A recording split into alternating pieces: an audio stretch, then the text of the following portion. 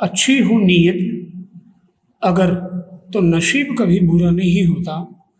बाल साधना परिवार की ऑनलाइन केमिस्ट्री क्लास में मैं नरेश जांगीड़ आपका पुनः हार्दिक अभिनंदन करता हूँ। अपन बेटा बहुलक वाला चैप्टर पढ़ रहे हैं। पीछे की वीडियोज में अपन ने सह बहुलक व सम बहुलक के बारे में अपन ने पढ़ा। दो प्रकार का जो वर्गीकरण था बहुलकों का वो अपन ने पढ़ लिया, स्रोत के आधार पर और एकलकों के आधार पर।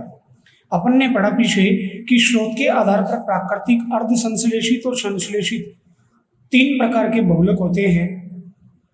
एक होमवर्क का क्वेश्चन दिया था, क्या प्रोटीन प्राकृतिक या संश्लेषित बहुलक है? तो ऑब्वियसली ये प्राकृतिक बहुलक है, गॉड गिफ्टेड है, ईश्वर की लेब में बन गया है। अपनी बॉडी के अंदर जो लिविंग बींग्स होते हैं उनके अंदर ये एक नेसेसरी सेल, जो एक बायोमोलिक्यूल होता है, जिसके बारे में अपन अपना बायोमोलिक्यूल का चैप्टर है उसमें भी अपन पढ़ेंगे। तो आंसर क्या होगा? प्रोटीन एक प्राकृतिक बहुलक है। एकलकों के आधार पर कि एकलक जो पाए जाते हैं बहुलकों में, उनके आधार पर पॉलीमर जो होते हैं वो सम बहुलक और सह बहुलक आपको पढ़ा रहे थे। सम बहुलक में एकलक इकाइयां एक समान होती है। ऐसे बहुलक जिनमें एकलक इकाइयां एक ही प्रकार की होती हैं वो कहलाते हैं सम बहुलक, और जिनमें असमान प्रकार के एकलक इकाइयां जुड़ी होती हैं उनको बोलते हैं सह बहुलक या विषम बहुलक। बहुत ही इंपॉर्टेंट क्लासिफिकेशन है, इस पर अक्सर क्वेश्चन है वो कंपटीशन के पेपर में और आपके बोर्ड के पेपर में वो क्वेश्चन पूछे गए हैं। पीछे के पेपर में बहुलक वाले चैप्टर में 4 नंबर के क्वेश्चन आते हैं कंपटीशन के पेपर में, और आप बहुत ही इजी वे में इसमें से क्वेश्चंस को सोल्व कर सकते हैं। सम बहुलक का एग्जांपल लें, एथीन से पॉलीथीन का बनना, तो पॉलीथीन एक सम बहुलक है। वाइनिल क्लोराइड से पॉलीवाइनिल क्लोराइड का बनना सम बहुलक है। ऐसे ही प्रोपिलिन से पॉलीप्रोपिलिन का बनना सम बहुलक है। पॉलीस्टाइरीन, स्टाइरीन इकाइयों से पॉलीस्टाइरीन का बनना एक सम बहुलक का उदाहरण हो जाएगा। तो ये जो पॉलीथीन है, पॉलीवाइनिल क्लोराइड है, पॉलीप्रोपिलिन है, पॉलीस्टाइरीन है, ये सारे के सारे एग्जाम्पल आपके सम बहुलक के हो जाएंगे।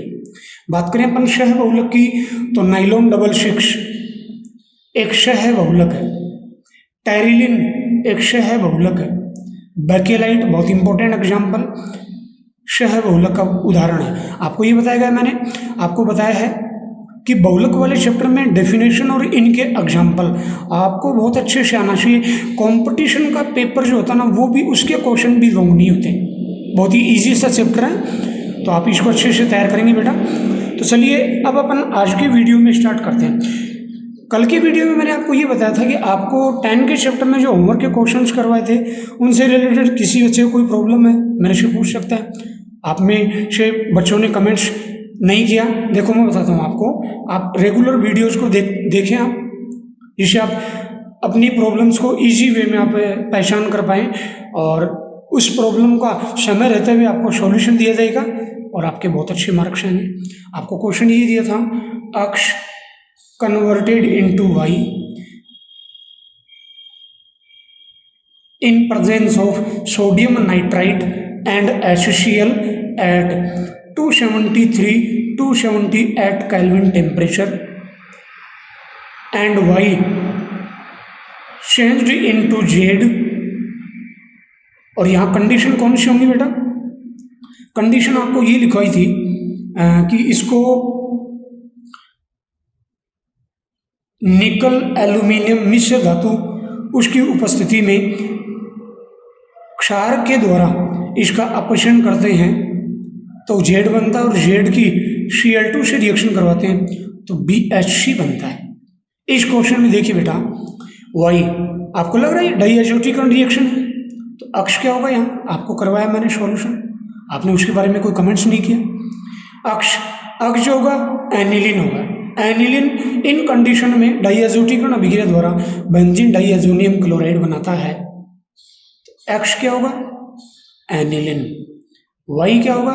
Benzene diazonium chloride.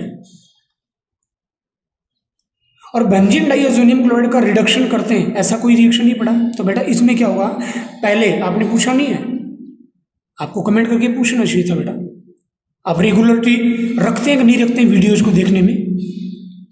तो आप रेगुलर पढ़ें और अपने नोट्स वगैरह हैं PDF फाइल से अपनी कॉपी के अंदर रेगुलर नोट करें, जिससे आपकी तैयारी बेटर हो। पहले क्या करना होगा, बेंजीन डाइएजोनियम क्लोराइड का कॉपर शोरण के द्वारा, कॉपर शोरण की उपस्थिति में HCl के साथ रिएक्शन करवाएंगे। ये रिएक्शन होगी गाटरमान अभिक्रिया। उसके बाद क्या बनेगा, इससे क्लोरोबेंजीन। आपको पीछे की वीडियो में पढ़ाया गया है, बेंजीन डाइएजोनियम क्लोराइड कॉपर शोरण की उपस्थिति में HCl से क्रिया करता है तो क्लोरोबेंजीन बनाता है, गाटरमान अभिक्रिया। उसके बाद जो क्लोरोबेंजीन बना उसका अपन रिडक्शन करेंगे इन कंडीशन में, तो जेड क्या बनेगा, बेंजीन। वेरी इंपॉर्टेंट रिएक्शन, ये रिएक्शन है। पहले जो स्टेप दिया गया, पहला पॉइंट वो है गाटरमान और दूसरी कंडीशन है वो रिडक्शन की है। वेरी इंपॉर्टेंट बेटा, आपको आइडेंटिफाई करना आना चाहिए रिएक्शंस को कि ये कौन सी कंडीशन है जिसमें कौन रिएक्टेंट पार्टिसिपेट करते हैं, क्या प्रोडक्ट फॉर्म्ड होते हैं। आपको प्रॉपर इनको आइडेंटिफाई करना आना चाहिए, तभी आप ऑर्गेनिक केमिस्ट्री में बहुत लंबी रेस के घोड़े बन सकते हैं। यहाँ तक कि आपके कंपटीशन के जो प्रॉब्लम है उनको भी आप बहुत ईजी वे में सॉल्व कर सकते हैं। और आपको ये पूछना चाहिए था, ये आपने नहीं पूछा। और फिर बिल्कुल सिंपल, बेंजीन की क्लोरीन से रिएक्शन करवाते हैं, क्लोरीनेशन करवाते हैं अल्ट्रावायलेट रेडिएशन की उपस्थिति में, तो बेंजीन हेक्सा क्लोराइड बनता है, जिसकी स्ट्रक्चर आपको पीछे पढ़ाया गया बेटा। 3 अणु भाग लेंगे क्लोरीन के और इन कंडीशन में ये बनेगा आपका BHC। फटाफट कमेंट बॉक्स में BHC का IUPAC नाम लिखिए। उसके बाद बेटा अपन जो पढ़ रहे थे वर्गीकरण बहुलक वाले चैप्टर में, उसको आगे पढ़ते हैं अपन। बहुलक वाले चैप्टर में आपको ऑब्जेक्टिव पेपर के जो सॉल्यूशन है अभी नहीं दिए जा रहे हैं, वो मुझे ध्यान है बेटा। यदि कोई बच्चा अभी भी, आपको 10 क्वेश्चंस करवाए थे, अभी भी कोई बच्चा पीछे रह गया है तो उनको अपना सोल्व करें। आपको आने वाले वीडियोज में उसके सॉल्यूशन दूंगा। बहुत ही ऑनेस्ट से अपना काम करें। मैंने कहा ना, ऑनेस्ट पर्सन लाइफ में बहुत ग्रोथ करता है। स्टूडेंट हो चाहे कोई पर्सन हो, ऑनेस्ट होना बहुत ज़रूरी है। तो आप ऑनेस्ट बनिए, बी ऑनेस्ट। 100% आपकी ग्रोथ सुनिश्चित है, ये नेचर का रूल है। ये आज देखिए बेटा, अपन वर्गीकरण पढ़ रहे थे बहुलकों का, तो बहुलकों के वर्गीकरण में आज अपन तीसरा वर्गीकरण पढ़ते हैं, बहुलकन के आधार पर। बहुलकन के आधार पर या बहुलीकरण की प्रक्रिया के आधार पर। देखो एक वैज्ञानिक थे कैराथर्श, ये इजी बातें होती जिनको सिर्फ याद करना होता है। कैराथर्श नामक साइंटिस्ट ने बहुलकों को 2 भागों में डिवाइड किया, योगात्मक और दूसरे संगनन बहुलक। योगात्मक और संगनन बहुलक। लेकिन इसमें एक दिक्कत आ रही थी इस वर्गीकरण में, कुछ बहुलक इन दोनों में इंक्लूड नहीं हो रहे थे कुछ। तो 1950 में बहुलकों की निर्माण की विधि के आधार पर बहुलकों को पुनः फिर 2 भागों में डिवाइड किया। पहला जो दिया चैन ग्रोथ पॉलीमर, श्रृंखला वृद्धि बहुलक, और दूसरा वर्गीकृत किया पदंश वृद्धि बहुलक, स्टेप ग्रोथ पॉलीमर्स। इन 2 भागों में डिवाइड किया। तो बहुलकन की प्रक्रिया के आधार पर बहुलक जो है वो 2 प्रकार के होते हैं, एक योगज बहुलक या योगात्मक बहुलक, और दूसरे अभी मैंने बताया आपको संगनन बहुलक। बहुत ही इंपॉर्टेंट वर्गीकरण है। इन पर कोई इनके उदाहरण से रिलेटेड और इनके अंदर अंतर से रिलेटेड क्वेश्चंस बोर्ड के पेपर में पूछे गए हैं, आप भी इनको अच्छे से तैयार करें। जिस तरह से आपको पॉइंट टू पॉइंट आपको बताया जा रहा है, आपके टाइम का सही यूज कर रहे हैं, हम कोशिश कर रहे हैं आपके बेटर रिजल्ट में आपकी हेल्प कर रहे हैं। जरूरी है आप हमारे दिए गए गाइडेंस को आप प्रॉपर काम में लें और रेगुलर वीडियोस को देखें। योगज बहुलक, एडिशन पॉलीमर्स, इसमें क्या होता है कि समान अथवा भिन्न एकलक इकाइयां आपस में जुड़कर और बहुलक का निर्माण करती हैं। ये जो प्रक्रिया है जिसमें कोई छोटा अणु नहीं निकलता है, एकलकों के जुड़ने पर कोई छोटा अणु जैसे अल्कोहल है, जल का है, अमोनिया का है, HCl का है, कोई छोटा अणु नहीं निकलता, तो वो जो उनकी एकलकों की पुनरावर्ती योग से जो बहुलक बनते हैं उनको एडिशन पॉलीमर कहा जाता है। क्या बोलते हैं बेटा? एडिशन पॉलीमर कहा जाता है। वो जुड़ने वाले एकलक समान भी हो सकते हैं और वो एकलक भिन्न भिन्न भी हो सकते हैं। जैसे मैं एग्जांपल ले रहा हूं, n इकाइयां हैं, फटाफट बोलो कौन सा, सॉरी ये कौन सा कंपाउंड है? एथीन। एथीन की n इकाइयां आपस में बहुलीकरण करें और पॉलीथीन का निर्माण करें, जिसके बारे में बहुलक की स्ट्रक्चर वगैरह के बारे में अपन ने पीछे काफ़ी चर्चा कर ली है, तो अपना टाइम वेस्ट नहीं करेंगे, अट्रैक्टिव और मैनेज करके वीडियोस को बनाया जाएगा। तो ये क्या है? एथीन है, जो क्या है? इस पॉलीमर का एकलक है और आपस में योगात्मक बहुलीकरण द्वारा या योगज बहुलीकरण की प्रक्रिया द्वारा आपस में जुड़ते हैं और पॉलीमर बना। ये एकलक इकाइयां समान है, यहाँ कोई भी छोटा अणु नहीं निकल रहा, इनके जुड़ने पर पाई बॉन्ड क्लीवेज हो जाएगा। आपको पीछे बता दिया मैंने, दोनों कार्बन की वैलेंसी बढ़ेगी और इस तरह से इकाइयाँ, ऐसी बहुत सारी इकाइयाँ आपस में जुड़ेंगी।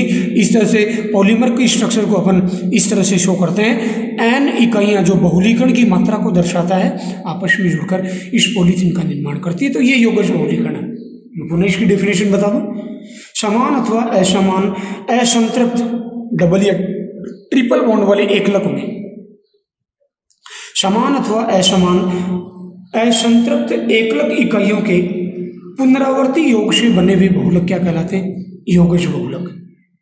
दूसरी इंपॉर्टेंट बात, जब एकलक इकाइयां जुड़कर बहुलक का निर्माण करती हैं तो इनके निर्माण के दौरान कोई छोटा जो अणु है वो नहीं निकलता। इट मीन्स, तीसरी इंपॉर्टेंट बात, वेरी वेरी इंपॉर्टेंट, दूसरी पुनः रिपीट कर दूं, छोटा अणु का निष्कासन नहीं होता। तीसरी वेरी इंपॉर्टेंट, बहुलक का आणविक द्रव्यमान एकलकों के आणविक द्रव्यमान का सरल गुणक होता है। वेरी इंपॉर्टेंट, एकलक इकाइयों की जुड़ने पर जब बहुलक बनता है तो कुछ निकलता नहीं है। इस प्रक्रिया को बोलते हैं योगात्मक बहुलीकरण। जब कुछ निकलता नहीं है तो बहुलक का आणविक द्रव्यमान एकलकों के आणविक द्रव्यमान का सरल गुणक होता है। ये वेरी इंपॉर्टेंट बात है जो आपके कंपटीशन में बहुत काम आएगी बेटा। अब इसके एग्जांपल मैंने लिए, एथीन से पॉलीथीन का बनना, वाइनिल क्लोराइड। दूसरा एग्जांपल, वाइनिल क्लोराइड से पॉलीवाइनिल क्लोराइड का बनना। जैसे अपन पीछे पढ़ चुके,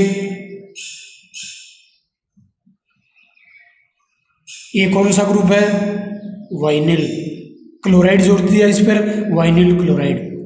योगात्मक बहुलीकरण द्वारा आपस में इसकी n इकाइयां जुड़ी और डबल बॉन्ड इन दोनों कार्बन के बीच में, इन दोनों कार्बन की वैलेंसी इंक्रीज होगी। इसको इस तरह से डिनोटेट करेंगे बेटा, Cl को पार्श्व में अपन ऐसे शाखा ब्रांच शो करेंगे। n इकाइयां आपस में जुड़ गई, इस तरह की बहुत सारी इकाइयां, कौन सा बन गया? पॉलीवाइनिल क्लोराइड। तो आपके इनके एग्जाम्पल अच्छे से याद रखना, एथीन से पॉलीथीन का बनना, पॉलीथीन है योगात्मक बहुलीकरण, पॉलीवाइनिल क्लोराइड है योगात्मक बहुलीकरण, योगात्मक बहुलक है। Very important, third example very very important, tetrafluoroethene से टेफ्लोन का बनना। देखिए बेटा, आपको स्ट्रक्चर नहीं बनानी आती तो 11th क्लास में काफ़ी आपको प्रैक्टिस करवाई हुई है, मैं एक बार पुनः प्रैक्टिस करवा रहा हूँ। देखिए, टेट्राफ्लोरोएथीन, एथीन में जो एथ है वो कितने कार्बन के लिए यूज करेंगे? 2 कार्बन के लिए मैं बना रहा हूँ, ये 2 कार्बन। एथीन इन एल्कीन डबल बॉन्ड आएगा। टेट्राफ्लोरो एथीन है, एथीन में 2 हाइड्रोजन होती है, प्रत्येक कार्बन पर 2 हाइड्रोजन, उनकी जगह क्या गया? फ्लोरीन। तो 2 फ्लोरीन यहाँ अटैच कर दिए, 2 फ्लोरीन यहाँ अटैच कर दिए। कौन सा मॉलिक्यूल बन गया? Very simple, टेट्राफ्लोरोएथीन। n इकाइयां आपस में जुड़ गई और इनके वही योगात्मक बहुलीकरण की प्रक्रिया द्वारा, वही देखिए आप, डबल बॉन्ड असंतृप्त जो यौगिक है, हाइड्रोकार्बन है, इसमें डबल बॉन्ड टूटेगा, दोनों कार्बन की वैलेंसी इंक्रीज होगी और आप देखिए बेटा, वेरी वेरी इंपॉर्टेंट, ये बहुलक की संरचना होगी पॉली टेट्रा फ्लोरोएथीन। शॉर्ट फॉर्म आपको याद रखनी है, जो आपको मैंने जैसे पॉलीथीन के लिए PE, पॉलीस्टाइरीन के लिए पीएच, पॉलीवाइनिल क्लोराइड के लिए पीवीसी, पॉलीप्रोपिलीन के लिए पीपी, ठीक वैसे ही पॉलीटेट्राफ्लोरोएथीन जिसका सामान्य नाम क्या बोलते हैं बेटा, टेफ्लॉन, क्या बोलते हैं, टेफ्लॉन। बोर्ड में इसमें क्वेश्चन आए हुए। तो टेफ्लॉन भी किस तरह का एग्जाम्पल है, योगात्मक बहुलीकरण का है, समबहुलक है, इस तरह से अटैच करके पढ़िए। पॉलीथीन समबहुलक भी है, योगात्मक बहुलक भी है। पॉलीवाइनिल क्लोराइड समबहुलक भी है और आपका योगात्मक बहुलक भी है। टेफ्लॉन समबहुलक भी है और आपका जो पीछे आपको पढ़ाया गया है समबहुलक भी है और दूसरा आपका योगात्मक बहुलक भी है। इस तरह से इनको अटैच करके आप पढ़ेंगे, एक दूसरे से को रिलेट करके पढ़ेंगे तो आपके लिए बहुत ईजी रहेगा और आपका जो चैप्टर बहुत ईजी रहेगा। आप किसी भी प्रॉब्लम्स को बहुत ईजी वे में सोल्व कर सकते हैं। ऐसे ही टेफ्लॉन का जो यूज है आगे अपन दोबारा पढ़ेंगे। नॉन स्टिकी बर्तन जिन पर खाना पकाते वक्त खाना नहीं चिपकता है, उनको बर्तनों पर, ये नॉन स्टिकी बर्तन पर टेफ्लॉन का जो लेपन है वो होता है। ये काफी इंपॉर्टेंट है, कंपटीशन में भी क्वेश्चन आता है। तो ये योगात्मक बहुलीकरण की परिभाषा, कुछ इंपॉर्टेंट पॉइंट और उसके एग्जाम्पल हो गए। दूसरा बहुलकन की प्रक्रिया के आधार पर दूसरा बहुलक हो गया आपका वर्गीकरण में संघनन बहुलक, कंडेंसेशन पॉलीमर्स। तो असंतृप्त एकलिक इकाइयों जो होती है उनके पुनरावर्ती योग से संघनन क्रिया द्वारा बने हुए बहुलक क्या कहलाएंगे, संघनन बहुलक कहलाएंगे। एकलिक इकाइयां दोनों में ही योगात्मक और संघनन। एकलिक इकाइयां असंतृप्त होंगी, उनका पुनरावर्ती योग होगा, यहां योगात्मक क्रिया से बहुलक बनेगा और यहां संघनन बहुलक, बहुलकन से संघनन बहुलक बनेगा। जैसे एक एग्जाम्पल लेते बेटा इसका, nylon double six, nylon double six. देखो आपको पीछे की वीडियो में पढ़ाया, इसका निर्माण हेक्सामेथिलीन डाइअमीन और एडिपिक अम्ल के संघनन क्रिया द्वारा होता है। तो देखिए बेटा आपको ध्यान है कुछ, हेक्सामेथिलीन मैंने यूं बनाया था, पीछे की वीडियोज में आप देखिए हेक्सामेथिलीन CH2 को मेथिलीन ग्रुप बोलते हैं, डाइअमीन, ये लीजिए स्ट्रक्चर बनाना बहुत ईजी है बेटा। तो आपको फॉर्मूले बनाने आने चाहिए इनकी, आपको 11th क्लास में काफ़ी प्रैक्टिस करवाई हुई है, फॉर्मूले आने चाहिए। केमिस्ट्री सब्जेक्ट में इन फॉर्मूलों का ही खेल होता है, इन्हीं से आप अपनी केमिस्ट्री को बहुत बेटर तरीके से आगे पढ़ सकते हैं, याद कर सकते हैं और बहुत अच्छे मार्क्स ला सकते हैं। बहुत ही इंटरेस्टेड और बहुत ही खेल खेल में तैयारी करने वाला आपका सब्जेक्ट है केमिस्ट्री। दूसरा है एडिपिक अम्ल, जिसमें 6 कार्बन वाला कंपाउंड है, आपको पीछे पढ़ाया गया है। ये देखिए बेटा, इसका नाम है एडिपिक अम्ल और इसका नाम क्या है, हेक्सामेथिलीन डाइअमीन। इन दोनों में आपको ऐसे बताया, एक हाइड्रोजन इधर से, एक OH इधर से, जल का अणु हो गया। सिमिलरली इनके बीच में एक हाइड्रोजन इधर से OH, जल के कितने अणु निकल गए। जब कोई छोटा अणु निकलता है एकलिक इकाइयों के जुड़ने पर तो उस क्रिया को बोलते हैं संघनन क्रिया, संघनन बहुलीकरण। और इस तरह से पॉलीमर की स्ट्रक्चर बन जाएगी। आपको पीछे की वीडियोज में पढ़ाया मैंने, NH बचा, एक हाइड्रोजन कम हो गया यहाँ से, CH2 का होल 6, फिर NH, आगे यहाँ CO ही बचा, CO, CH2 का होल 4, CO, OH निकल गया इसके साथ हाइड्रोजन के साथ, N क्या बन गया, नाइलॉन डबल 6। इसकी एकलिक इकाइयों में दोनों में 6 कार्बन होते हैं। यहाँ देखिए, यहाँ देखिए, आपको ऐसे पीछे पढ़ाया, नाइलॉन डबल 6 एक संघनन बहुलक का उदाहरण है जो संघनन प्रक्रिया द्वारा बनता है। तो इन दोनों में जो काफी इंपॉर्टेंट बात है वो ये याद रखने वाली है, योगात्मक बहुलीकरण में वेरी वेरी इंपॉर्टेंट आपको याद रखना है कि छोटा अणु नहीं निकलता एकलिक इकाइयों के जुड़ने पर, जबकि संघनन बहुलीकरण की प्रक्रिया में एकलिक इकाइयों के जब पुनरावर्ती योग होता है, पुनरावर्ती जब वो जुड़ती हैं, उनका कॉम्बिनेशन होता है, बॉन्डेड होती हैं, तो संघनन क्रिया में छोटा अणु निकलेगा। यहाँ जल का निकल रहा, कहीं अमोनिया, कहीं अल्कोहल, कहीं HCl, वो निकलते बेटा।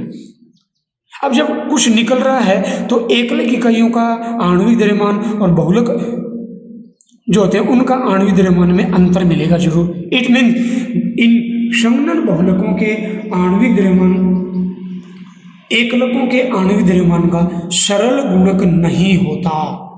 Very very important. अन्य उदाहरण ले अपन बेटा इसके ऐसे टेरिलिन है, नाइलॉन 6 है, बेकेलाइट है। इनके एग्जाम्पल आपको प्रॉपर याद रखने पड़ेंगे बेटा, और इनके एग्जाम्पल यदि आप अच्छे से याद रखते हैं तो बहुत इजी है इनको तैयार करना। आई होप आप मेरी बात को प्रॉपर समझ रहे हैं, लेकिन समझ तभी पाएंगे बेटा यदि आप रेगुलर वीडियोस देख रहे हैं। कोई बच्चा पहले की वीडियोस नहीं देख रहा है और ये डायरेक्ट तीसरा वीडियो देख रहा है, पहला दूसरा वीडियो नहीं देख रहा है, उस बच्चे की समझ में नहीं आएगा।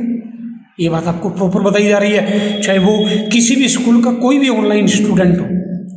वीडियोस रेगुलर देखिए, फिर आपके समझ में नहीं आता है। कैसे नहीं आएगा? हम आपको बीच बीच में एक्सरसाइज करवा रहे हैं विद एग्जाम्पल। पहले मैं कर रहा हूँ, फिर आपसे सॉल्यूशन, आपको होमवर्क दिया जा रहा है, अगले वीडियोस में मैं आपको उसका सॉल्यूशन दे रहा हूँ। आपकी समझ में कैसे नहीं आएगा? हर बात आपको प्रॉपर आपको बताई जा रही है विद कॉन्सेप्ट, चाहे वो किसी भी चैप्टर में किसी भी क्लास में ही हो, आपको प्रॉपर कॉन्सेप्ट बताई जा रही है। आई होप आप मेरी बात को समझ रहे हैं, पॉजिटिव वे में लेंगे बेटा। यस, वर्गीकरण का नेक्स्ट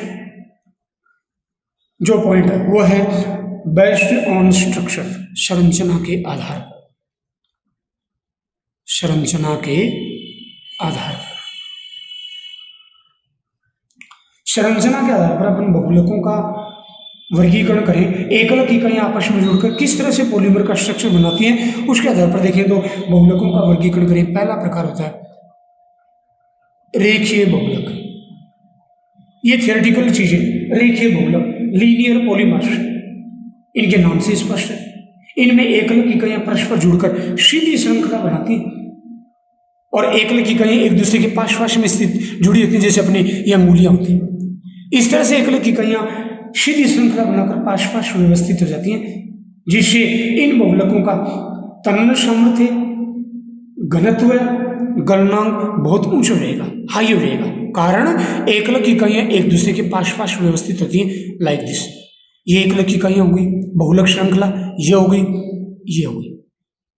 इस तरह से अपन लीनियर पॉलीमर की स्ट्रक्चर को अपन शो कर सकते हैं। यदि अपन कागज पर अपन दर्शाना चाहें, ये बहुलक श्रृंखलाएं हैं जो आपस में जुड़कर सीधी श्रृंखलाएं हैं, एक दूसरे के पास पास स्थित हैं, जिसे घनत्व, तनन सामर्थ्य और गलनांक इनका उच्च रहेगा। एग्जाम्पल लेना चाहें, पीवीसी अटैच करो, पीवीसी समबहुलक भी है, पीवीसी योगात्मक बहुलक भी है, पीवीसी रेखीय बहुलक भी है। इस तरह से अटैच करके पढ़ोगे बहुत ही अच्छा लगेगा, बहुत ही एक एंटरटेनिंग तरीके से आपके तैयार हो जाएगा।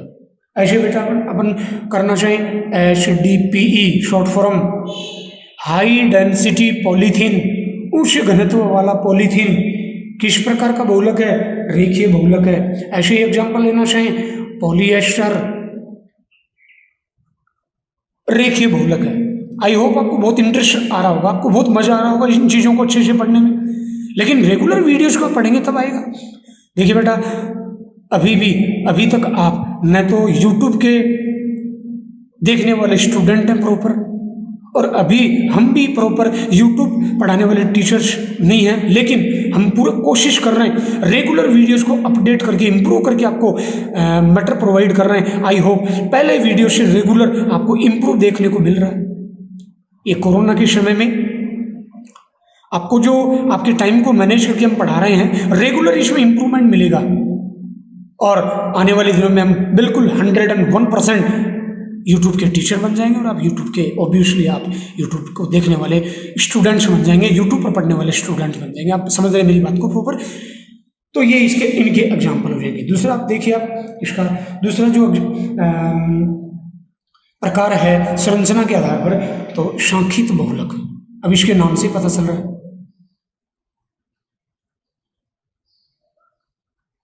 सांखित श्रृंखला बहुलक, ब्रांच्ड चेन पॉलीमर्स।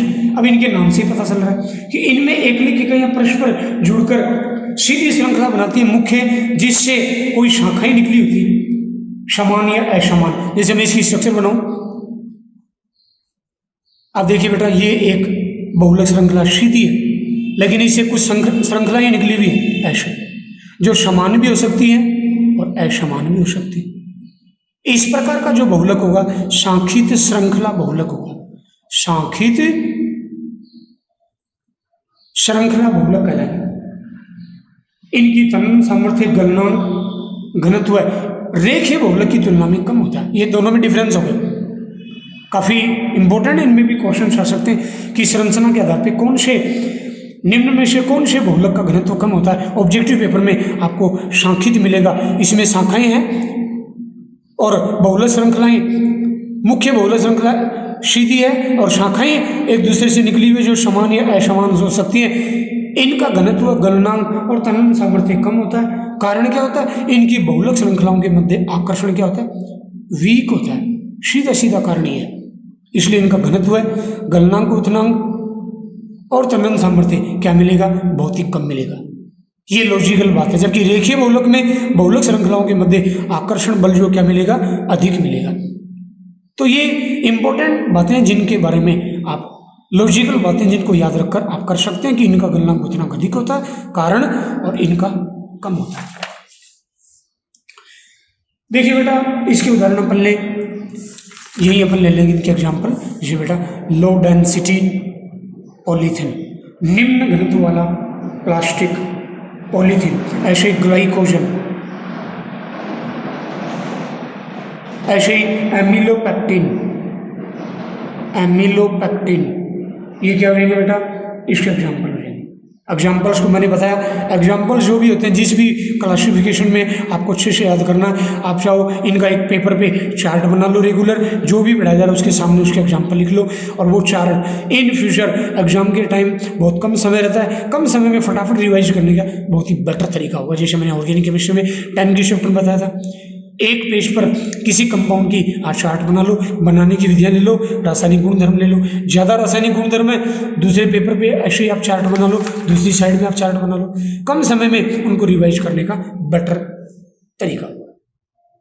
चलिए तीसरा प्रकार लेते हैं, तिर्यक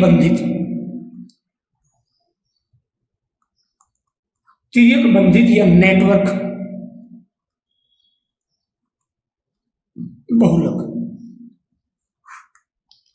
क्रॉस लिंक्ड और नेटवर्क पॉलीमर्स, काफी इंपॉर्टेंट है। ये सामान्यतः द्विक्रियात्मक या त्रिक्रियात्मक समूह युक्त एकलकों से बनते हैं, जिनमें रेखीय बहुलक श्रृंखलाएं और ज्यादा क्रॉस लिंक्ड हो जाएंगी। जैसे मैं बनाता हूं इसकी स्ट्रक्चर, ये बहुलक श्रृंखलाएं आपस में देखो बेटा इस तरह से ये जुड़ गई, क्रॉस लिंक बन गया। अब क्रॉस लिंक हो गया तो इनमें बहुलक श्रृंखलाओं के मध्य जो आकर्षण बल है वो प्रबल हो गया, मजबूत हो गया। अतः ये बहुलक क्या होते हैं, कठोर होते हैं, दृढ़ होते हैं। अब इसका लॉजिक है बेटा, इनको रटने की जरूरत नहीं, आप लॉजिकल इनको याद कर सकते हैं। बहुलक श्रृंखलाओं के मध्य क्रॉस लिंक्ड हो जाने से ये बहुलक क्या हो जाएंगे, कठोर दृढ़ हो जाएंगे, ये भंगुर होते हैं।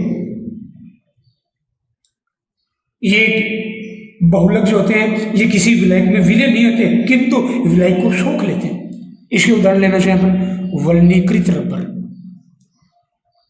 जब प्राकृतिक रबर को सल्फर के साथ गर्म करते हैं तो बहुलक श्रृंखलाओं के मध्य सल्फर तिर्यक बंध बन जाते हैं। आगे अपन पढ़ेंगे, उस रबर को बोलते हैं, वल्नीकरण की प्रक्रिया से प्राप्त होता है वल्नीकृत रबर, जिसमें बहुलक श्रृंखलाओं के मध्य इसी टाइप का क्रॉस लिंक्ड हो जाएगा। इसलिए उसके गुणों में तनन सामर्थ्य है, उसकी मजबूती है, वो क्या हो जाएगी, अधिक हो जाएगी। उस रबर को बोलते हैं वल्नीकृत रबर, जो किस में आएगा, तिर्यक बंधित या नेटवर्क बहुलक में आता है। ऐसे मेलामिन फॉर्मेल्डिहाइड रेजिन, तो बेटा इनकी स्ट्रक्चर भी है, ये रेखीय बहुलक की, ये आपका सांख्यिक श्रृंखला बहुलक की, और ये आपका तीसरा नेटवर्क बहुलक की स्ट्रक्चर हो जाएगी। आई होप अपन ने 4 बहुलक वर्गीकरण का, बहुलकों के वर्गीकरण को अपन ने 4 के आधार पे पढ़ लिया। आई होप आपको ये वीडियो बहुत अच्छा लगा होगा। रेगुलर आप वीडियोज को देखिए।